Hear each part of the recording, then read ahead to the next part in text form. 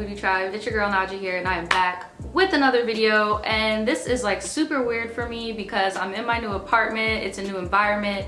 I'm actually in like a studio space, and it's just really weird. I got like an echo going on, so if you guys hear an echo, that's why, because things still aren't fully furnished. But yeah, and excuse my bangs as well. They're banging, bitch. They're banging. So this video is going to be a story time. It's been a long awaited story time that I promised you guys, I think about like a month ago, about my neighbor. Now he's my old neighbor, thank God. I'm out of that situation now. But yeah, basically my neighbor was a part of the KKK, and he was a grand dragon, and I'm going to be telling you guys how I came across this information, and yeah, and as to why I did not want to tell the information as soon as I got the information. So if you guys end up liking this video, give it a thumbs up, and yeah, we're just gonna get right on into the craziness. My old apartment that I lived at, I was just chilling. It was any other day. It was the weekend, so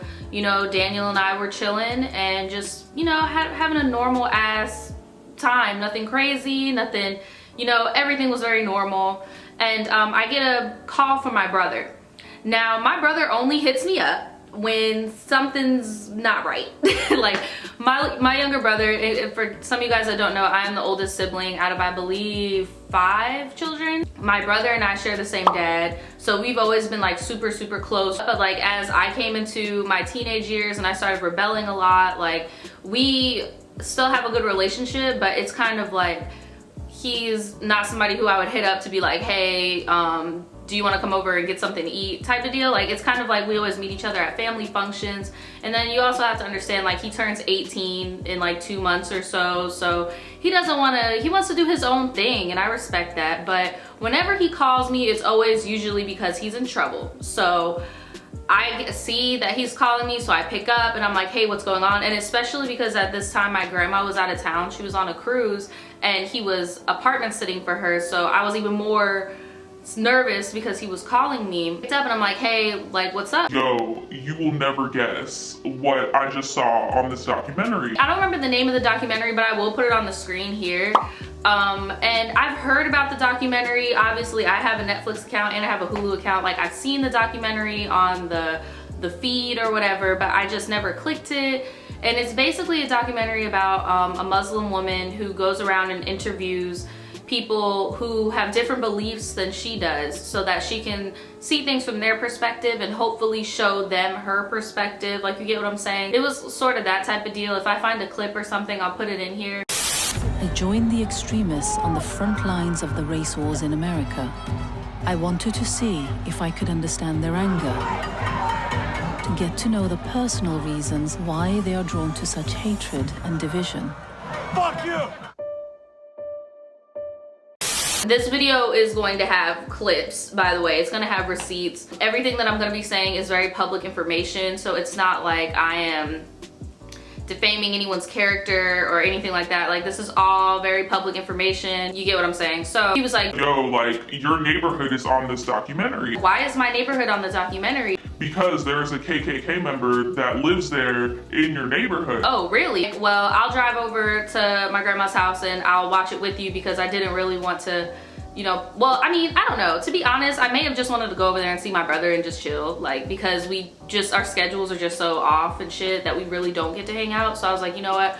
I'll go over there. And he really likes Daniel, so I was like, all right, I'll bring Daniel too. So we went over there. He's just sitting on the couch with the TV paused. And we go in there and we're like, okay, like, show us. So he rewinded it. Sure enough, it was my neighborhood. But what I did not expect was for it to be a building right next to my building. And I knew for a fact it was my neighborhood. It had the same color scheme, everything. And like, where I had moved, the neighborhood that I had moved out of recently, was very close to where I spent a lot of my high school years. It was a very out of the blue move, so I could not put a lot of thought into that move going to the apartment I just moved out of. This apartment, I've had way more thought, way more time to get to somewhere that I actually wanted to be. But I chose to live in the apartment that I moved out of because it was very short notice, and it was in a familiar area that I was familiar with. And I was so familiar with it that I knew this building was right next to my building. It was a guy, and he was talking about how he does not like Jewish people and he does not like Muslims. He says that he can deal with black people. And as I'm looking at him, I'm like, yo, that's my neighbor. Like, I'm looking at this guy, I'm like, this is my neighbor. Like, I see him almost every day. Like, this is my neighbor. He's even said hello to me multiple times, like in the parking lot when I'm walking to my car or whatever. He'll see me and say hello. So it just caught me off guard that he was saying that he was so prejudiced towards different races and stuff like that, but you're over here saying hello to me. But then it made sense of how he was like, oh well, I don't have a problem with black people. But I mean, I feel like I'm kind of racially ambiguous. Like, how could you even tell what I am? I met neo-Nazis. Jews and homosexuals, they should be exterminated, every single one of them. Homie definitely said, like, I don't like Muslims, I don't like Jewish people, and I don't really care for black people too much. White power! So then they go inside of his apartment, and I'm just like, yo, this is so surreal, because it's like they show his patio, and I'm like, I've seen all of these little decorations and shit on your patio before. Like, it's just so surreal to me that somebody is living that close to me that has these type of hateful views. What the fuck? He even got some sandwich bags and then wrote hateful notes inside of the sandwich bags, and he told the lady, he's like, yeah, so I'm gonna take these sandwich bags, get in the car, and I'm gonna throw these paper baggies around the street. So then he got in his car, and I'm like, this is for sure the guy, because the front bumper was fucked up, and I would always see his ass driving around with his fucked up ass front bumper. And sure enough, he gets into the car with the fucked up front bumper, and he drives around with the camera crew in the back, and he's just saying all this hateful shit. And you know, he's throwing the notes with the hate speech in it. I was just like, what the fuck? This dude literally lives here. Like, that's crazy. But the even crazier part was how he was talking about how his status in the KKK, and they showed pictures of him and everything, how he was a grand dragon in the KKK and stuff like that. And it even showed that he was the student that went to UNF, and that's when it rung a bell in my head. Student who was a former KKK grand dragon posted a photo online holding an assault rifle with a threatening message. If I was trying to be threatening, I would have taken that firearm on campus. UNF student is talking about the assault rifle in this picture he posted on Facebook. Because a lot of UNF college students, when they live off campus, they lived in that neighborhood that I just moved out of. And I remember when I was still working at Ratchet Corp, I saw on the news that there was this college kid at UNF taking a picture with a whole bunch of guns and shit in the dorm room. So that's probably why he lives. Yeah, basically they were just like, he was holding all these guns and he was making hate speeches and shit. Former KKK Grand Dragon says he was replying to a post about flyers posted around campus that say it's okay to be white. They tried to penalize him, but they really couldn't because it was free speech. And then shortly after that, hey, hey, ho, ho, these Nazi scum have got to go. Ho, ho, these Nazi scum have got to go. Hey, hey, ho, ho, these Nazi scum have got to go. Hey, hey, ho, ho. These Nazi scum have got to go, hey, hey! Ho, ho! These Nazi scum have got to go, hey, hey! And I'm gonna show you guys a map of how close I was to this rally and everything. Like, everybody was super nervous. There were tons of cops, there were tons of protesting, and it just like sprung a light bulb in my head, like, this is the guy that started all of that fucking hate madness. And it's sad, but it is very common in my city and in Florida as well, multiple parts of Florida. But I was just like, why is this one little redneck boy that's, you know, showing his right to bear arms or whatever, causing this uproar? But then when I realized the hate connotation with him, as well as his affiliation with the KKK, it all made sense as to why that big protest and riot and shit ensued at UNF campus. That shit, as I'm watching it, I'm just like in awe. And I told my brother, I'm like, dude, that guy lives right next to me. He says hello to me in the morning. Like, I see his little girlfriend or his wife or whoever. I see them walking their dogs. Like, His fiance leading the way. We stay to ourselves, they stay to themselves. That's how it needs to be. this dude is living right next to me, and it just made me immediately feel unsafe, because they don't really publicize shit like that in the media, but the KKK will definitely snatch your ass up and murk you and nobody will get charged. So I'm just thinking like, you know what, at first I was like, you know what, cool, I'm gonna go home and make a YouTube video because this is crazy. Like whenever crazy ass shit happens to me, I'm like, I'm gonna go ahead and make a YouTube video. But then I thought about it and I'm like, girl, you still have a few months to live here, and his name is kind of widely publicized because of the Netflix special, because of the UNF thing, and because of the KKK protest or whatever. So if he Googles his name and he finds you and he's like, oh, that's that bitch that lives next to me, he might call his goons and then there you go, you're snatched in the night. Like, so that's why I was like, I really have to play my cards right, because it's not safe for me to make a video about this guy while I'm still living right next to him. I go home and I think about it. I talked about it with Daniel. I talked about it with my mom. I talked about it with Daniel's mom, and you know, like, I'm just trying to get everybody's opinion on it, tell them what the fuck is going on and how in much disbelief I am. After the Netflix documentary, you know, simmered down, because literally when my brother called me, it was right when Netflix dropped it, like around the same week when they dropped it, because I kept seeing it everywhere, kept seeing people talking about it, you know. And after the Netflix heat sizzled down, I noticed that my neighbor made significant changes. For one, he did not come outside as much at all. I never saw him. After it aired, I never saw him. I mean, I don't blame him, because it's like, it's one thing when you do something hateful and then you have a gang behind you immediately after you do something hateful. Of course, you're gonna be untouchable.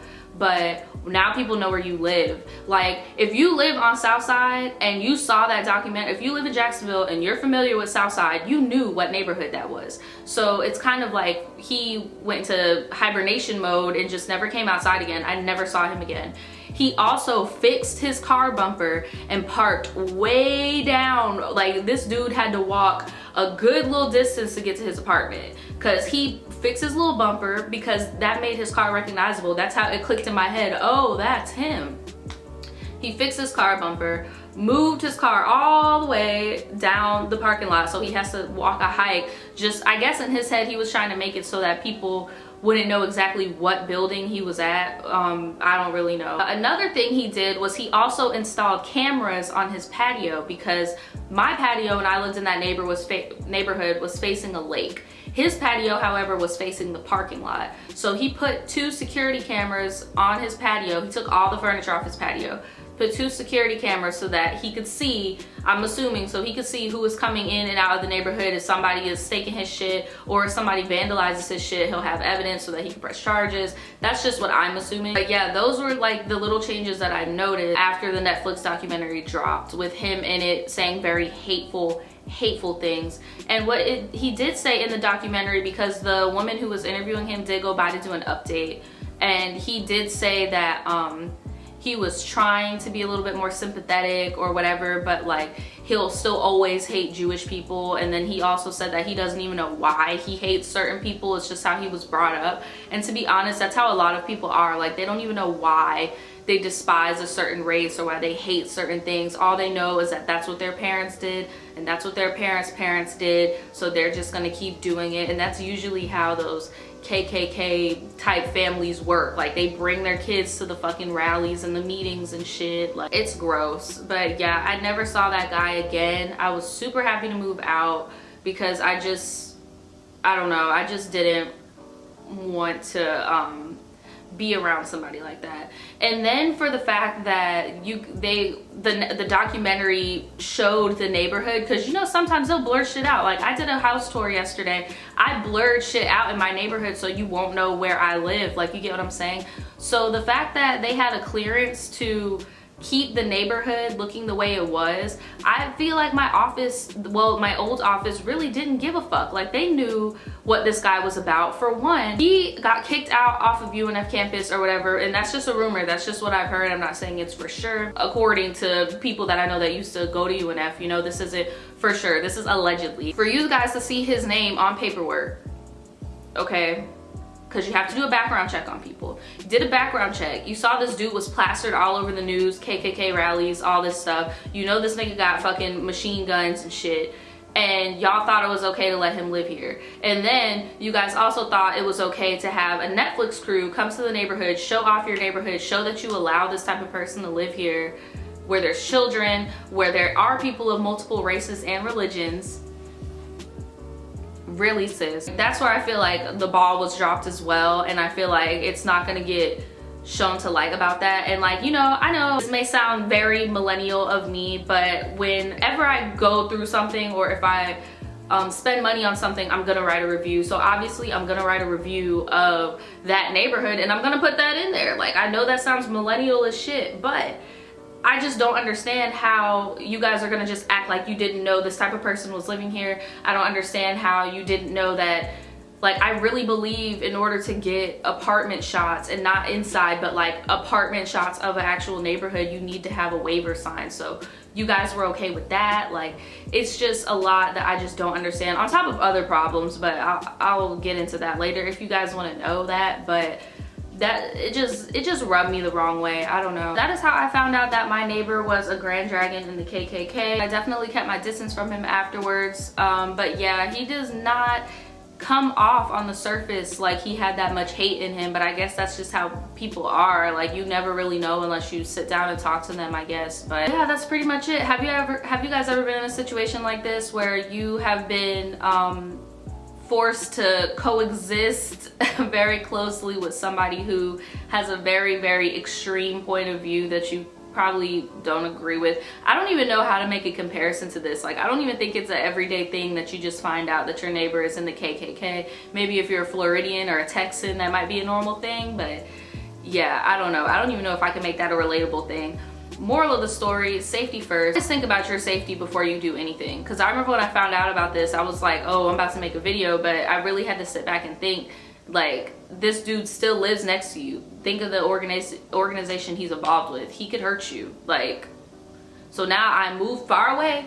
I am far away. I am in the unfamiliar zone. I am far away. Leave me be.